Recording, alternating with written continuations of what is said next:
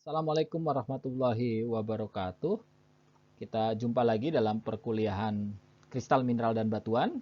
Kita akan lanjutkan materi mengenai unsur simetri. Ya. Sebelumnya kita sudah membahas unsur simetri dari inversi dan refleksi. Sekarang kita akan membahas rotasi.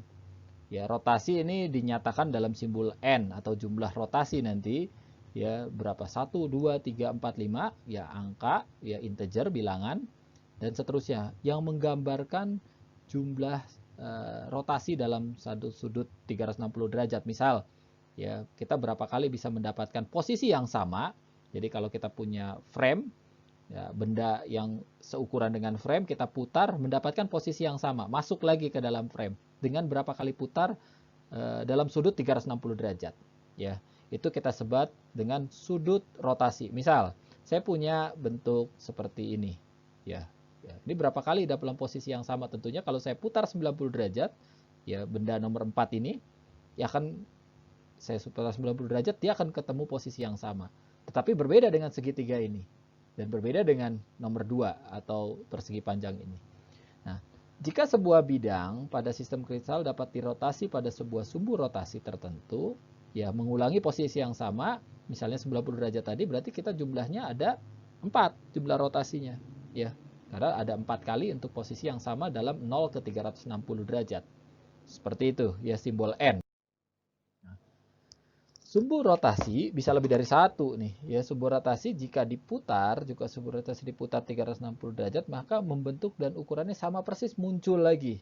Ya. Nah, sumbu rotasi 2, yang sumbu rotasi 2 diputar 360 derajat, maka bidang kristal ya form membentuk ukurannya sama persis dan muncul 2 kali. Ya, sumbu rotasi artinya jumlahnya 2. Ya, seperti itu. Ya, setiap putarannya 180 derajat. Jadi kalau 4 berarti 90 derajat gitu ya. Unsur simetri sumbu rotasi. Ya, kalau kita punya 2, jika sebuah objek ya kita punya sumbu rotasi 2 menemui bidang yang sama dengan kondisi awalnya berarti 180 derajat. Ya. Nah, sumbu rotasi 2 disimbolkan dengan simbol seperti ini. Ya, kalau kita punya 2 sumbu rotasi, ya simbol seperti ini. Ya. Kalau jumlahnya ada 3 untuk posisi yang sama, saya ambil nih segitiga ini. Ya, untuk mendapatkan posisi yang sama, ya dalam putaran 360 derajat, dia akan posisinya ada 3. Ya, putar, putar, putar, ketemu lagi. Ya, ini sudutnya 120 derajat tentunya. Ini disebut sumbu rotasinya ada 3. Ya, sumbu rotasinya ini simbolnya segitiga. Kalau kita punya sumbu rotasi 4, simbolnya seperti ini. Berarti tiap 4 kali kita dapat yang sama posisinya. Seperti itu. Jadi sumbu rotasi 3 menyatakan objek ini dapat menemukan bentuk yang sama kalau diputar 120 derajat. Ya, gitu.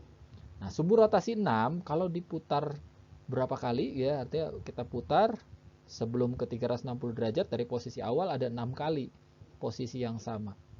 Ya, simbolnya jadi segi 6 ya. Simbolnya segi 6 yang menunjukkan simbol seperti ini. Ini sumbu rotasi 3, 6. Nah, ini objek bisa aja mungkin memiliki sumbu rotasi 5, 7, 8, 12. Nah, tapi untuk kristal tidak mungkin. Nah, alasannya apa?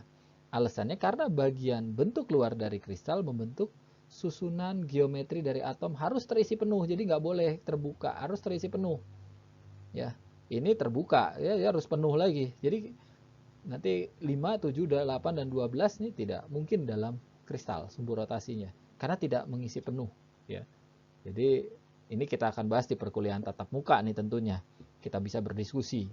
Ya, jadi bagian luar kristal harus tertutup penuh. Ya, seperti itu. Nah, di posisi sumbu rotasi, posisinya di mana aja nih sumbu rotasi? Jadi kalau kalian bayangkan, nanti kita akan peragaan atau praktikum. Ini ada sumbu rotasi yang satu pertama. Dia berapa kali posisinya untuk mendapatkan? Ya, saya ambil ini isometrik, kubus. Ya, ini sumbu rotasi yang satu yang tegak ini, saya ambil yang vertikal. Ini kalau diputar, putar, putar bisa jadi 4 kali. Saya ambil sumbu rotasi yang lain bisa berbeda-beda. Jadi diputar, misalnya ambil yang arah horizontal. Ya, kita putar berarti kita putar searah sumbu horizontal kayak putaran roda, ya. Tentunya kita akan dapat 4 posisi yang sama. Nah, untuk bidang heksagonal, ya, ini posisi 2, ya ini ada simbolnya, ingat lagi kalau posisinya simbol cermin cembung 2 kali gini, ya. Cembung-cembung ini artinya punya 2 sumbu rotasinya. Ya, untuk isometrik ada yang 2, ada yang 4, ya seperti itu. Kita akan diskusi nih dan di praktek. Nah, ada unsur simetri yang kita sebut rotoinversi. Udah diinversi diputar, ya. Ya, jadi motifnya seperti ini nih. Ya. Ada sumbu 1 plus I, ini inversi, ya. Ada satu sumbu rotasi dan I. Ya, kita sebut sebagai I. Nah, tapi kalau sumbunya ada 2, ya, tambah I, ini jadi cermin. M simbolnya. Ya. Sumbu 3 ditambah, jadi artinya ada 3 sumbu rotasi ditambah bidang inversi, simbolnya seperti ini nih. Segitiga, ya, penuh, dalamnya ada simbol rotasi bulat. Sumbu 4 plus I, ya, ini kita sebut sama dengan 4, simbolnya seperti ini. Sumbu 6 tambah inversi, simbolnya seperti ini. Ya, kita akan diskusi banyak mengenai rotoinversi di perkuliahan tatap muka, ya. Jadi kalian ingat-ingat dulu. Nah, operasi sumbu rotoinversi, ya, operasinya seperti ini nih. Kayak yang merah, bidang yang biru, ini ada satu bidang di dalam satu kristal, diinversi seperti ini, di rotoinversi. Putar, ya, seperti ini. Ini diputar dengan sumbu putarnya, dapatnya akan dia sendiri titiknya. Titik inversi itu sendiri. Jadi titik ini balik lagi kalau diputar. Ya. Jika suatu motif A diputar 360 derajat lalu diinversikan, maka mendapat motif A aksen. Ya.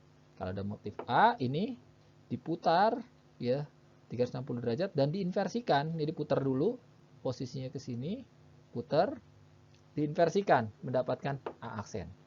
Ini sumbu rotoinversi, putar dan diinversikan. Sekarang operasi sumbu rotoinversi, ya, rotoinversi 1 itu dilakukan dengan memutar bidang asli 360 derajat nih putarannya dan didapatkan bidang inversi. Kita putar 360 derajat dan kita dapat bidang inversi. Simbol I atau 1 dengan tanda coret di atas atau 1 vektor, ya, simbol di atas, ya, I atau 1 aksen, ya, saya sebut bukan aksen, ya, 1 coret, 1 topi, ya, itu karena sama dengan bidang inversinya. Ini sama dengan bidang inversi. Kalau belum jelas, kita akan diskusi nih tentunya, ya, dalam hasil dari praktikum ataupun kita dalam kuliah tatap muka, ya. Ini seperti contoh, ya, di sini, ya, ada A, ada B, ya. Ini diputar A jadi seperti ini posisinya, ya, seperti itu. Hasil proyeksi objek A dan B ke bidang datar ekuator nih, kalau ada bidang datar ekuator, ya. Kita akan detailnya di kuliah tatap muka. Nah, operasi sumbu rotoinversi 2 atau 2 topi, ya, 2 centang di atas, ya.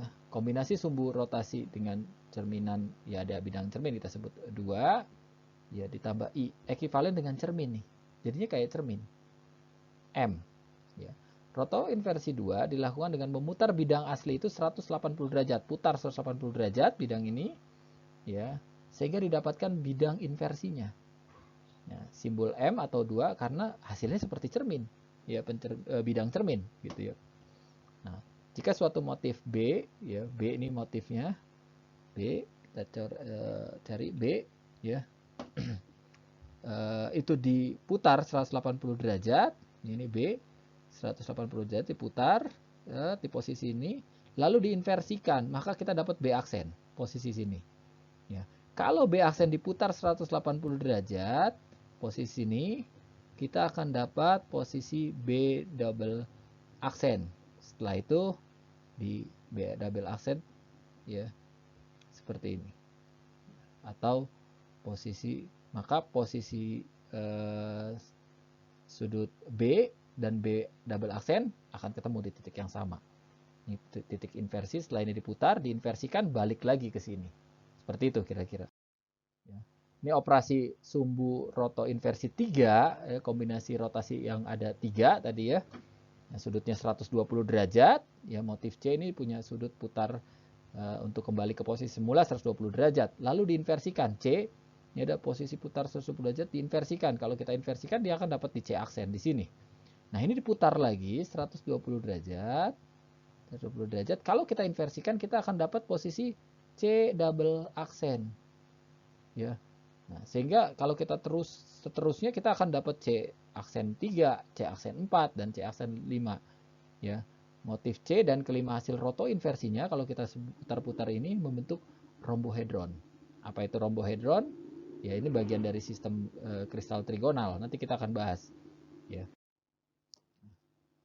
Operasi sumbu roto inversi 4 atau 4 dengan topi di atas. Ya, kalau kita putar 90 derajat nih, D, kita putar 90 derajat.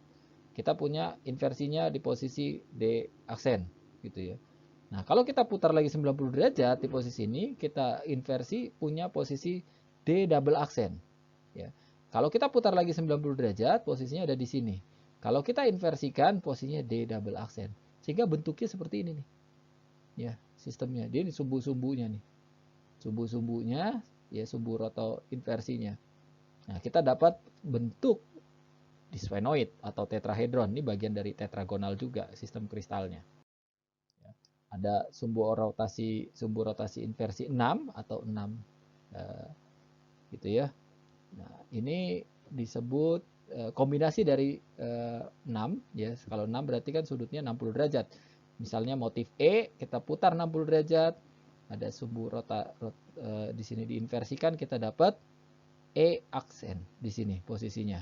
E aksen diputar 60 derajat, posisi di sini dengan sumbu bentuk titik inversinya kita akan dapat E double aksen. Kalau kita putar lagi masih dapat ke sini ya 60 derajat, kita inversikan E double aksen. Ya. Aksennya 2. Kita putar lagi 60 derajat, kita akan dapat E 3 aksen. Kita putar lagi 3 aksen, ya kita akan dapat E 4 aksen. Ya. Begitu seterusnya. Nah, ini bentuknya bisa jadi gini. Bentuk trigonal di piramid. Ya, dari sistem heksagonal. Apa itu trigonal di piramid, heksagonal? Ya, tentunya dari namanya ini ada trigonal di piramid, berarti puncak piramidnya ada 2. Ya, nanti kita akan bahas di sistem kristal dan kelasnya. Nah, operasi translasi itu bergeser ke arah salah satu sumbunya, baik sumbu X, sumbu Y, atau sumbu tegak, sumbu Z atau sumbu C. Ya, operasi membuat objek berpindah dari lokasi awal bentuknya identik. Ini kita punya frame, ini bentuk bidangnya atau bentuk kristal. Kalau kita geser, ikut frame ini terus-menerus, baik ke arah X, ke arah Y, ataupun nanti ke arah Z. Ini kalau dalam 2 dimensi, dan ini dalam gambaran 3 dimensi. Misal ini, kita ke sini, ke arah X lagi, ke arah Y, ya, ke arah Z. Ya, kita akan terus-menerus seperti ini. Ini translasi, bergeser. Ya, mudah pemahamannya mungkin. Ya. Ada glide. Nah, operasi simetri glide, G, 2 kali ini. Dia perpaduan antara refleksi dan translasi. Jadi kayak orang menari, saya nggak bisa menari juga ya. Jadi cerminkan, geser. Misal saya ambil sini, ada telapak kaki. Dia pindah ke sini, maju ke sini. Dia cerminkan di bidang M ini, bidang cerminnya, geser, cerminkan, terus translasi. Jadi refleksi, translasi. Refleksikan lagi, translasi di sini. Refleksikan, tapi geraknya bukan melangkah ini ya. Jadi cerminkan, translasi. Cerminkan, translasi. Nah, seperti daun di sini. Ini dicerminkan, harusnya adanya di sini. Tapi ditranslasi ke posisi ini. Cerminkan lagi, ditranslasi ke sini. Sama seperti gambar di tapak kaki ini. Ya.